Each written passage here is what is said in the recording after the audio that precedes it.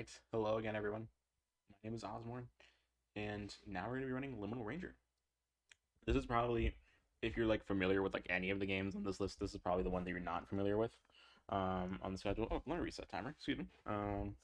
So this particular game is, we're going to be running normal ending, and the reason I do that is because I don't want you to be spoiled about your ending. But, however, I am super excited to be showing this off because it's a game that I feel like doesn't get enough attention. And so, yeah, that's going to be what we're doing today. The timing will begin. Let me go through new game. So 3, 2, 1, go. All right. The first thing we're going to be doing is the absolute programmer strat of skipping through text. Essentially, we're here to meet up with our friend, but when our friend isn't there when we turn the corner, we realize something that's gone horribly wrong, and right behind us is a creature we've never seen before. I'm playing on a specific patch that thankfully does allow us to skip cutscenes or skip text. Shout out to Talon Top for that amazing update that saves so much time for us. And now we're going to go find our boss. This is our boss. His name is Boss. And we are essentially part of an organization that is seeking to bring peace to the universe. And in the process, we're going to find our friend that we lost several years ago. And now we have specific abilities we're going to pick up. This particular ability, the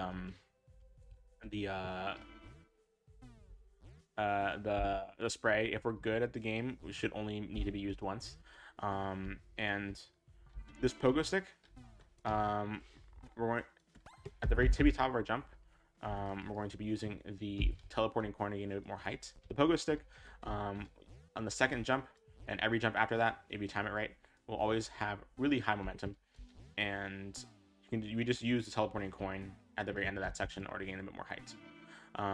And the teleporting coin itself has a lot of all you have to do is shoot with left click and then teleport with right click. That's pretty much it. Now we're going to be trying to go here as quickly as we can in order to not have terrible enemy cycles. Thankfully, it doesn't seem like we're going to have that bad of enemy cycles right here, because we can just grab these collectibles right here. Essentially, what we're doing right now is we're going to be collecting all of these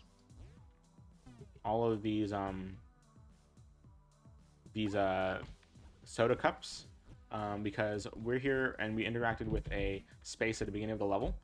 That space is a hallway, and the hallway is kind of personified by like the shadow on the wall that we skipped interacting with. And so right here, we're just going to be going to the other side and grabbing other memories of this hallway. The hallway is sad and it feels like it doesn't no one appreciate it, so we're like collecting memories of the hallway of people who like spend time in the hallway in order to show the hallway that it is appreciated. It's a very convoluted plot, very dramatic plot even. But collect the 4 memories up here, these benches. We originally had a route that would collect them up, down to up, but now we're collecting them up to down.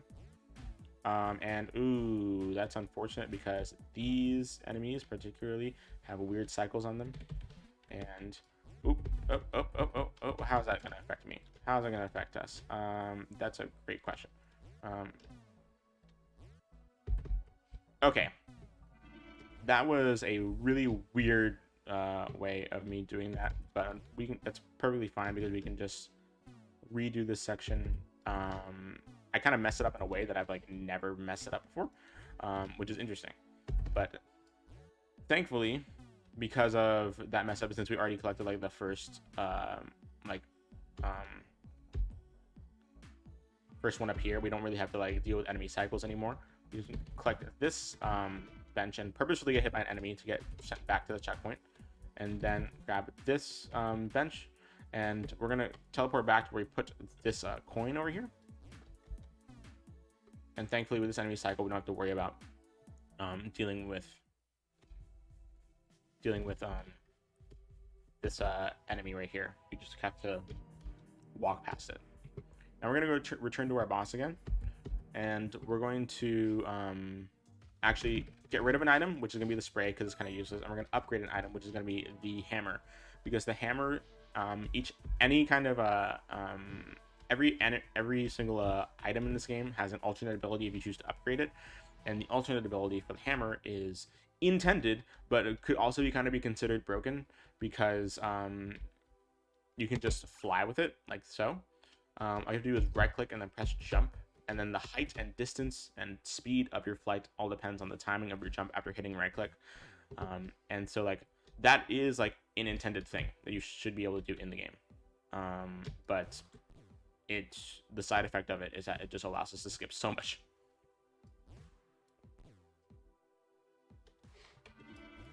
I'm gonna grab a checkpoint over there for safety, and while theoretically it is like faster to use this to do this section with like the to do this section with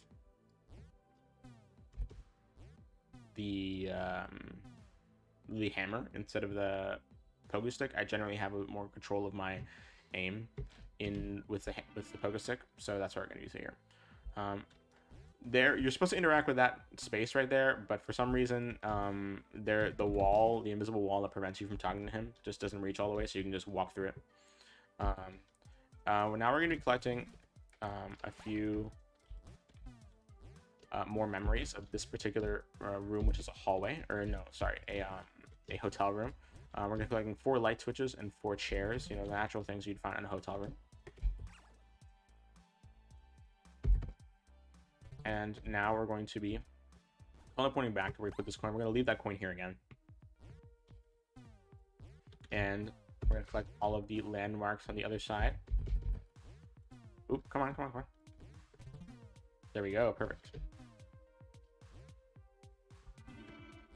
And now we're going to take our hammer right here, and we're going to fly up to this next ledge.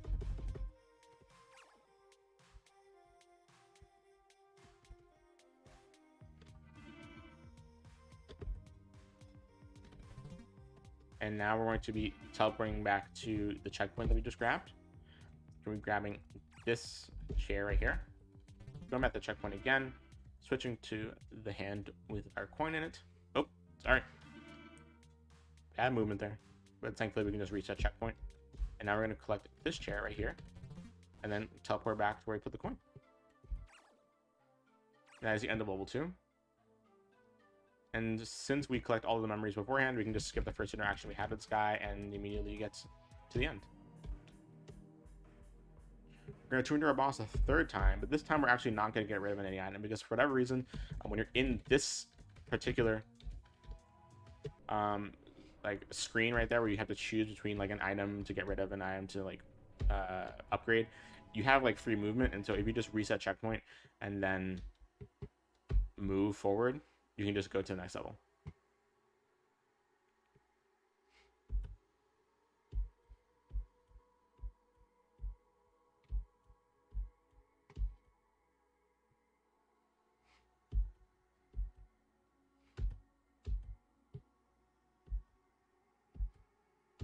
This particular section is like the only downtime you have in the run, because there's not a lot to do. It's just pure movement, not a lot of strats. You don't have any abilities in this intermission section, and the reason that this section exists is because it's supposed to be like a section in which you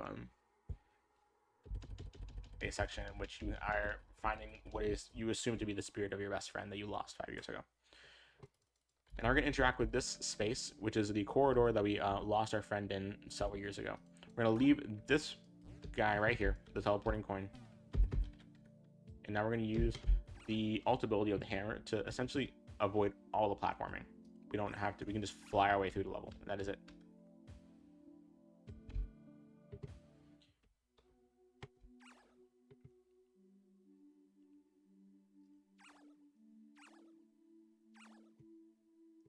And in this final level, we're going to be collecting 4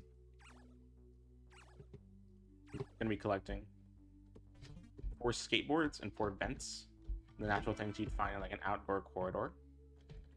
Grab that checkpoint and then respawn to it.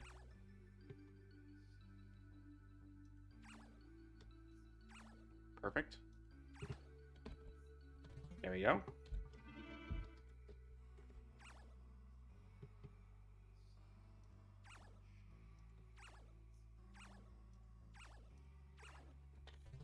Now we're going to be teleporting back to where we put the coin.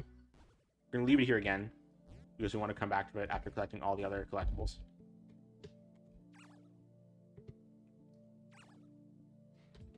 Coming up. And originally we had a ability in which we were able to just go up and down.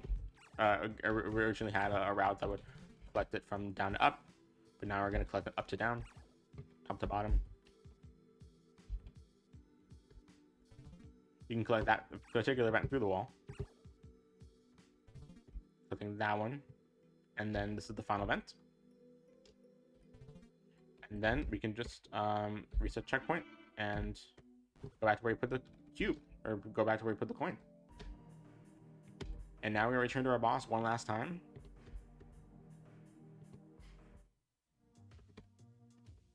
And then reset check, and then timing will end when we interact with our car right here. 10:19. So yeah, that's GG.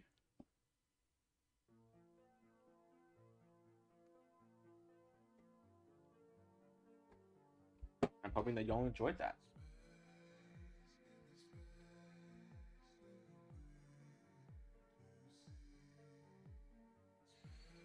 But yeah, that is Liminal Ranger. Normal ending. If you want to do the true ending, you should buy it. You should get this game yourself. It is on itch.io.